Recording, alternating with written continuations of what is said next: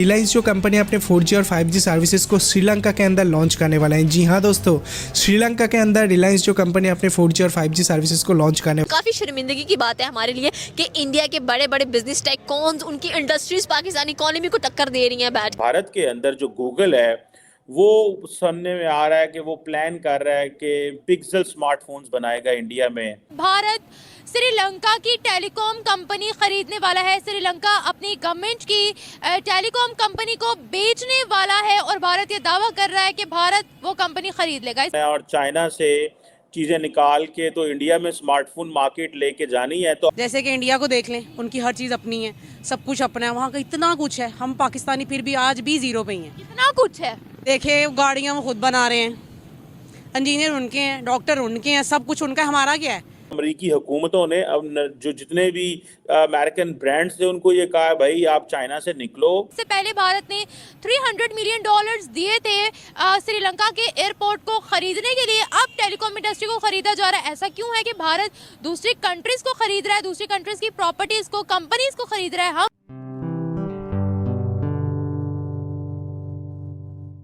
नमस्ते दोस्तों, जय हिंद। निक न्यूज़ बर्नर की रिएक्शन वीडियो में आप सभी का स्वागत है। दोस्तों, आप सभी को पता है कि श्रीलंका और भारत के रिश्ते मजबूत होते जा रहे हैं कि भारतीय जियो कंपनी ने एक बड़ी घोषणा की है कि वो कह रहा है कि भारतीय जियो कंपनी श्रीलंका की एक टेलीकॉम कंपनी खरीदने जा रहा है। अब श्रीलंका के लोग भारतीय नेटवर्क का यूज़ करेंगे। यह हमारे लिए बहुत बड़ी गर्व की बात है कि भारतीय नेटवर्क दूसरे देशों में यूज़ होने जा रहा है और श्रीलंका के लोग जियो नेटवर्क यूज़ करेंगे। और भारत और श्रीलंका के जो मजबूत रिश्ते हैं उनकी वजह से श्रीलंका ने चाइनीज़ शिप को अपने पोर्ट पर ड्रॉप होने से रोक दिया है। अब चाइनीज़ शिप श्रीलंका नहीं जा सकता, उन्हें अनुमति नहीं है, क्योंकि अब श्रीलंका प्रो इंडिया हो गया है। श्रीलंका के रिश्ते भारत के साथ बहुत ही मजबूत हैं और श्रीलंका के अंदर भारत ने कई बड़े प्रोजेक्ट भी शुरू किए हैं। भारत ने एक एयरपोर्ट श्रीलंका के अंदर भी खरीद लिया है। भारत की कई बड़ी इन्वेस्टमेंट श्रीलंका के अंदर करी जा रही हैं। श्रीलंका के अंदर भारत का एक सी पोर्ट भी है जो हम्बन टोटा पोर्ट के पास है। तो दोस्तों, चलते हैं आगे की वीडियो की तरफ। धन्यवाद। भारत श्रीलंका की टेलीकॉम कंपनी खरीदने वाला है। श्रीलंका अपनी गवर्नमेंट की टेलीकॉम कंपनी को बेचने वाला है और भारत ये दावा कर रहा है कि भारत वो कंपनी खरीद लेगा। इससे पहले भारत ने $300 मिलियन दिए थे श्रीलंका के एयरपोर्ट को खरीदने के लिए। अब टेलीकॉम इंडस्ट्री को खरीदा जा रहा है। ऐसा क्यों है कि भारत दूसरी कंट्रीज को खरीद रहा है, दूसरी कंट्रीज की प्रॉपर्टीज को, कंपनीज को खरीद रहा है। हम अपनी प्रॉपर्टीज को, अपनी कंपनीज को बेच रहे हैं, कभी प्राइवेटाइज कर रहे हैं, कभी गिरवी रखवा। भारत के अंदर जो गूगल है वो सुनने में आ रहा है कि वो प्लान कर रहा है कि पिक्सल स्मार्टफोन्स बनाएगा इंडिया में नेक्स्ट क्वार्टर के अंदर। और ये देखें, अमेरिका की बहुत बड़ी सर्च इंजन है, जाइंट है, बल्कि आप समझें कि गूगल अगर ये प्लान कर रहा है, गूगल अगर ये चीज़ प्लान कर रहा है, सोच रहा है और उसने ये फैसला कर लिया है कि हमने सप्लाई चेन को डाइवर्सिफाई करना है और चाइना से चीज़ें निकाल के तो इंडिया में स्मार्टफोन मार्केट लेके जानी है, तो आप इसका अंदाज़ा लगा सकते हैं कि इसकी क्या कॉन्सिक्वेंसेस हो सकते हैं फॉर अ लार्जर स्केल हवाले से।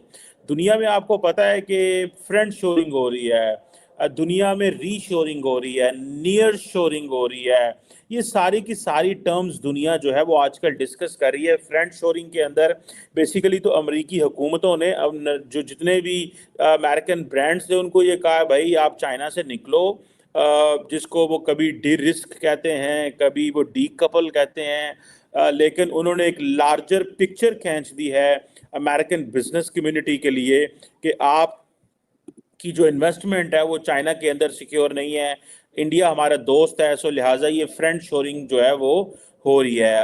अब देखें, ये जो सारी सप्लाई चेन स्ट्रेटजी है जिसको गूगल की बड़ी एम्बिशियस प्लान है, ये देखें ये बड़ा एम्बिशियस प्लान है। ये सारी टारगेट करना, शिपिंग की तरफ शिप करना, सारे के सारे प्रोजेक्ट। और आपको पता है इंडिया ऑलरेडी एक लॉलीपॉप जो है, या आप एक समझ लें एक पत्ता फेंक चुका है टू यूरोप, और वो पता है India middle east Europe corridor का। अभी हाल ही में जो ग्रीस के प्राइम मिनिस्टर आए हुए थे इंडिया, तो क्या बात हुई, उन्होंने कहा जनाब आप क्योंकि मेडिटेरेनियन सी में आपकी बड़ी पहुंच है और आप मेडिटेरेनियन सी के अंदाता हैं, एक इटली है, एक आप हैं, एक टर्की है, या फिर आगे स्पेन वगैरह हैं, तो हम तो ग्रीस के साथ ताउन बढ़ाना चाहते हैं। वो इसीलिए बढ़ाना चाहते हैं कि ये जितने भी अमेरिकन इन्वेस्टर हैं, अमेरिकन इंडस्ट्रियलिस्ट हैं, उनको ये पैगाम दिया जा रहा है कि आप इंडिया में इन्वेस्ट करें, हम आपकी प्रोडक्ट को मिडिल ईस्ट और यूरोप में लेके जाएंगे। आप अगर चाइना में करते थे तो चाइना ने तो अपने रूट्स बनाए हुए थे, लेकिन हम आपको रूट देते हैं। सो जिन लोगों को नहीं पता कि इंडिया ये सारा कुछ क्यों कर रहा है, ये सारा कुछ प्लान कर रहा है, वो इंडिया इसीलिए प्लान कर रहा है क्योंकि जितनी भी ये फ्रेंड शोरिंग के तहत या नियर शोरिंग के तहत ये जितनी भी इंडस्ट्री शिफ्ट होगी, और ये कहा जा रहा है कि ये जो इंडस्ट्री शिफ्ट होगी, ये इंडस्ट्री एवं नहीं शिफ्ट हो रही, इसके पीछे इंडिया ने पूरा काम किया हुआ है। मेरे ख्याल से कि आज भी हम 1965 में ही खड़े हैं। आज भी हम वहीं पे हैं जहाँ पर कल थे, और बाकी सब ममालिक देख लें कहाँ से कहाँ चले गए हैं। जैसे कि इंडिया को देख लें, उनकी हर चीज़ अपनी है, सब कुछ अपना है, वहाँ का इतना कुछ है। हम पाकिस्तानी फिर भी आज भी ज़ीरो पे ही हैं। कितना कुछ है, देखिए गाड़ियाँ वो खुद बना रहे हैं, इंजीनियर उनके हैं, डॉक्टर उनके हैं, सब कुछ उनका है। हमारा क्या है? किसान उनके हैं, हमारे तो हर चीज़ वहीं से आ रही है। हमारे क्या है यहाँ पे? क्या है? कुछ नहीं है। हमारा तो घर भी अपना नहीं है।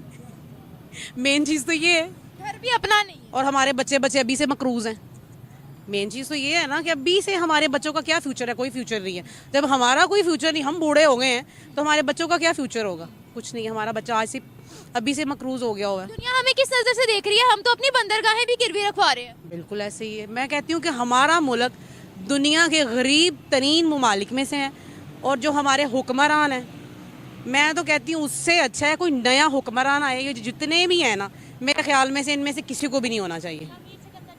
सब एक जैसे हैं और सब खाने वाले हैं। कोई नया आना चाहिए मेरे ख्याल से। 76 साल में कोई एक तरक्की तो की हो हमने? सोच में पड़ गई है। एक की है कि जो भी आता है सिर्फ और सिर्फ खाता है, बस।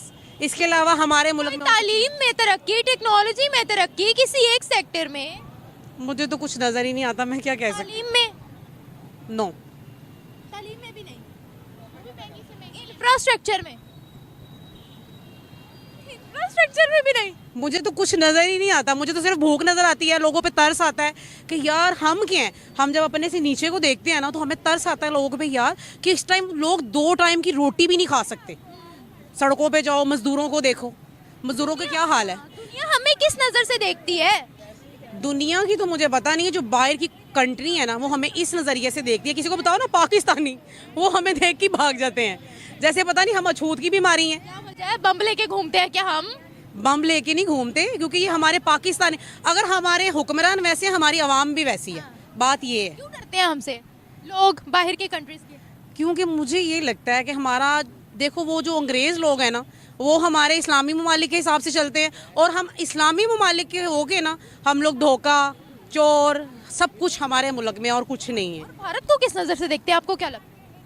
भारत के जो मेरे ख्याल से हमारे वज़ीर आज़म से अच्छा ना भारत के प्राइम मिनिस्टर मोदी। हाँ। दोस्तों, अगर आपको हमारी वीडियो पसंद आई है तो प्लीज़ लाइक ज़रूर करें और साथ में शेयर करना ना भूलें। और साथ ही दोस्तों, ऐसी ही लेटेस्ट वीडियो देखने के लिए हमारे चैनल को सब्सक्राइब करें, साथ ही बेल का आइकन ज़रूर दबाएं ताकि सबसे पहले आपको हमारी वीडियो की नोटिफिकेशन मिल सके। धन्यवाद।